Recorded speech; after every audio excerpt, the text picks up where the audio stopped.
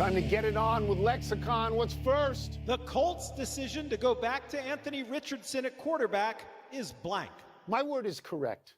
They sat him out for 2 weeks. They went to the veteran, right? They went to Flacco. They did. They lost both these games. They lost to Minnesota and Buffalo. These are good teams. Anthony Richardson would not have beaten those teams, but he had the chance to sit and watch and maybe learn a little bit about what it's like to be a professional quarterback. He's going to come back against the Jets. This is the easiest situation he could ever have.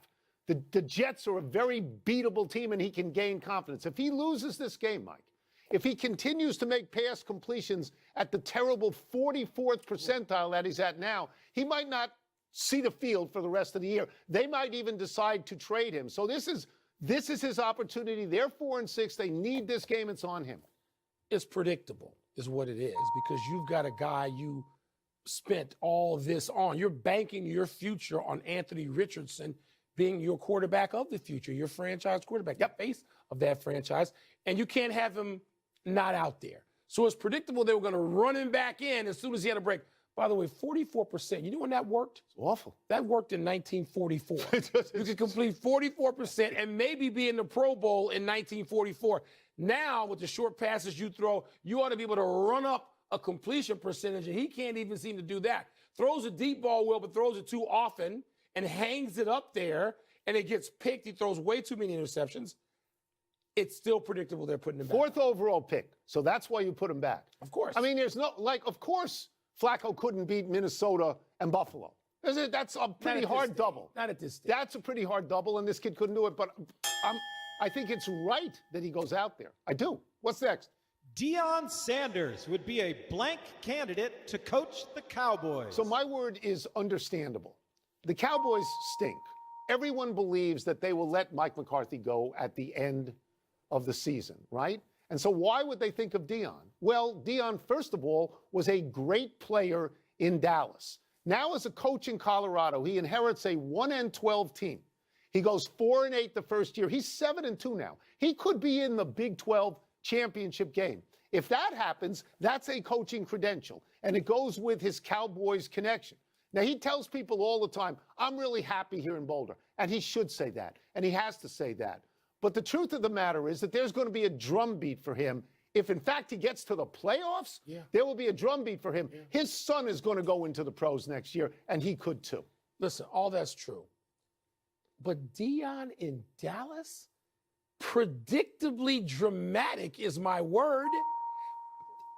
Jerry Jones alone has a radio show, a podcast. He stands in the middle of the locker room and runs his mouth after every game. Yeah, that's right. There's no owner or GM in the league who does that but Jerry. That's right. And now to that, you're going to add Deion. Yeah. Everybody with a camera in America wants to be near Deion. He's a young 98. Is he 98? He's 98. He's with us. He's 98. He's still got a left. You got it. He'll bait you. He'll throw the left a little bit low and bait you and come across the top with the right. That mop of hair would distract me. Yeah. Does he still have that? Yeah. Well, we're not close personally, but I think, yes, he does. Welcome to PTI, boys and girls. In today's episode, Kentucky tops Duke, Klay Thompson returns to the Bay Area, and the Colts turn back to Anthony Richardson. But we begin today with the latest college football playoff rankings that were announced last night. The headline is probably that Georgia dropped 9 spots from number 3 to number 12 after losing to Ole Miss. Good. And the Bulldogs would not make the playoffs if they started today. Wilbon, your Big Ten holds 4 of the top 5 spots, and the SEC holds 9 of the top 25. So what are your takeaways from last night's rankings? I don't have any takeaways. I knew you wouldn't. Just stop talking, because I have a lot. People can be dramatic about this stuff if they want. Breaking news. No, it isn't.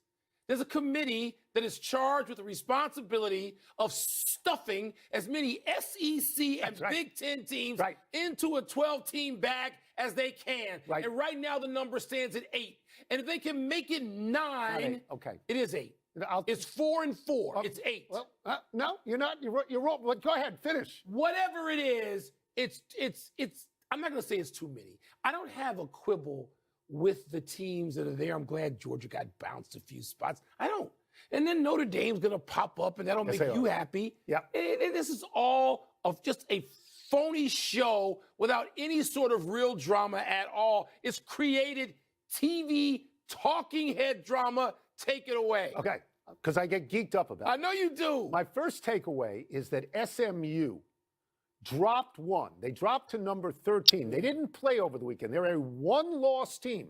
They're at number 13. There are 3 two-loss SEC teams ahead of them. Yeah. So to confirm your suspicions, to me, this is what the committee's strategy is. Yes. It's not a strategy. After you take away the 5 champions, the 4 real champions, and then the gang of 5, whatever that thing is at Boise State's going to be. Gang of 5. Then you have... Are you saying, by the way, Boise State doesn't belong? No, I'm not saying that at all. Okay. They do belong. All right. Then there are going to be 7 wild card teams. Yeah. I believe that they will be filled by 6 total from the Big Ten and the SEC Yes, I agree. and Notre Dame. And they want Notre Dame because Notre Dame brings in an enormous amount of people who watch. Okay, so this leads me to 2 questions, one of which we have talked about before. What? Will there be a 3-loss team from the SEC in the field? Now, what? If it's Alabama, Hold on. it will be. Hold on.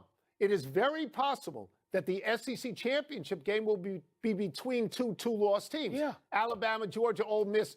Maybe Texas will have 2 by then. Maybe Tennessee will have 2 by then. So that is a possibility. And what that does is create this problem. If you're BYU, if BYU loses the Big 12 championship game and they end their season, let's say they end their season at 11-1 and 12-1, will they be out? They're at 6 now. Will they be bounced out? Miami gave the committee a great break because they lost, which means that Miami SMU will probably be the ACC championship game. Yeah. The loser will have 2 losses. You can throw a 2-loss team out because some 2-loss teams will be out. I love this stuff. I know you don't like it. No. I love it. Not only do I, you know what? It's not that I don't like it. I resent it. I resent the hell out of it. You're a trustee in one of the conferences that's getting all the money. It's a phony thing that has seduced all the partners, you know what we used to call this when you and I were tough newspaper guys? We call them stooges. Yeah, that's fair. And now you're a stooge. I like it. Yeah, I like it. You admit it. I give you credit. I like it. 2 big returns in the NBA last night. Joel Embiid returned to the court for the first time this season. Take that, Tony. He's a little rusty against the Knicks, and the Sixers fell for the 8th time in 10 games this season.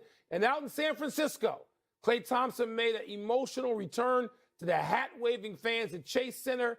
He had 22 for the Mavs, but his old backcourt mate, Stephen Curry, had 37, including the last 12 for the Dubs in a come-from-behind win. Which of these games said more to you? They are completely different games. Yeah. One of them is totally heartwarming. It is lovely that Klay Thompson went back to Golden State. Wasn't it great? It is lovely that he was serenaded with a fabulous ovation. It's lovely they all waved those hats. I didn't know he had anything to do with being a ship's captain, but I guess he does. And it was lovely that I believe he shot 6 for 12 from 3. Okay, the other game was not heartwarming at all. Joel Embiid stunk the joint out. He was awful. It was his first game. He was. Can you grade on the curve a little bit? He was awful.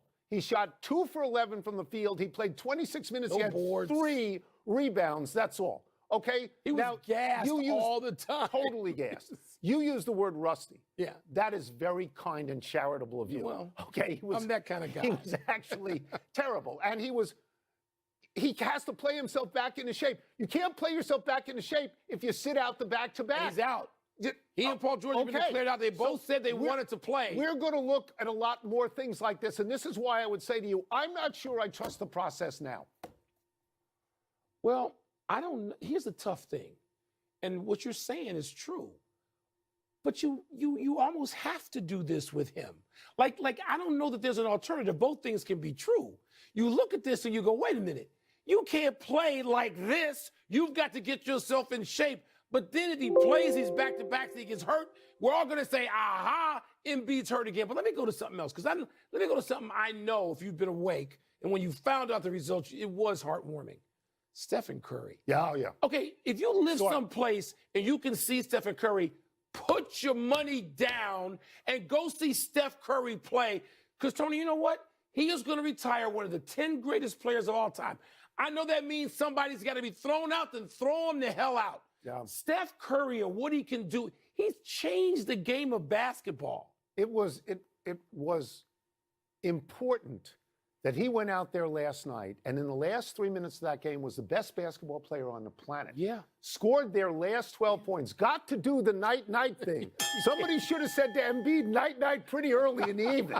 But Steph Curry got to do that, whereas Embiid, Embiid looks like he hasn't played in 3 months, and you know why? He hasn't. That's right. He hasn't. Would you, if you ran the 76ers, would you let Embiid play tonight, coming off last night? Of course I would, and you know why? Because he gets hurt at the first game of a back-to-back too. It doesn't matter. You got to play your way into shape. Man, Let's turn to college basketball. Mean. Number 6, Duke, was caught in the second half and passed by number 17, Kentucky, 77-72. Celebrated Duke freshman, 17-year-old Cooper Flagg, had 26 points and 12 rebounds, but he also committed 2 turnovers in the last 20 seconds or so, which you and your son were watching. Yeah. This was certainly Mark Pope's biggest win so far as first-year coach of Kentucky. So, Wilbon, what stands out to you more, the way the Wildcats won or the way the Blue Devils lost? Great win for Kentucky. Now that wraps up that portion of the program. So Cooper Flagg, I've been hearing about this kid for 3 years. In my house, my son goes crazy.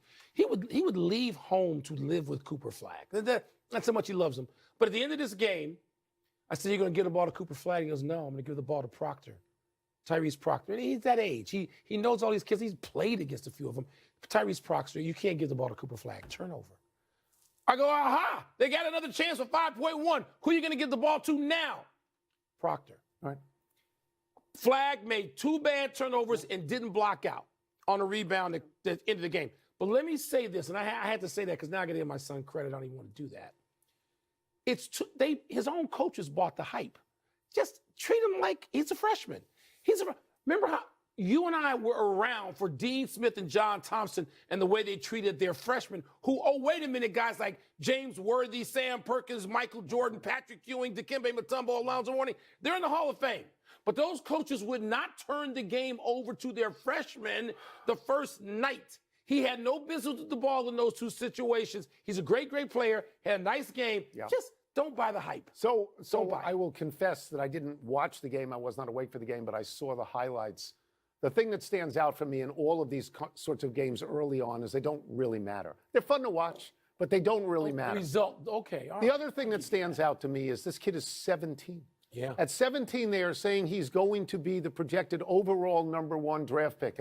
And now he is only 17 years old. That's an awful lot of pressure on somebody, but it's also college basketball. The best of them are with us for about an hour. It's like they're all waiting in a train station to get on a train and get out.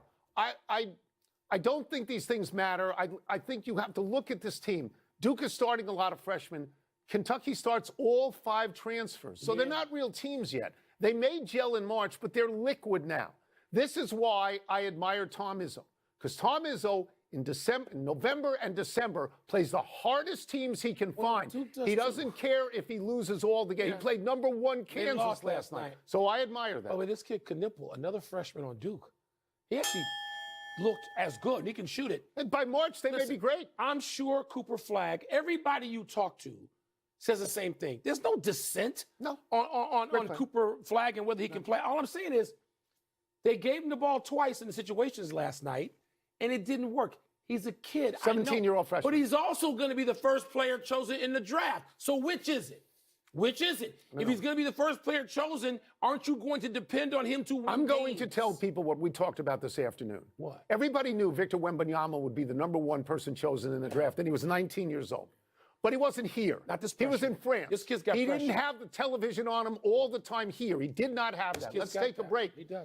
The NFL has reached its midpoint, and 2 of its most prominent teams, the Dallas Cowboys and the Kansas City Chiefs, are grappling with critical challenges that could redefine their season trajectories. Cowboys,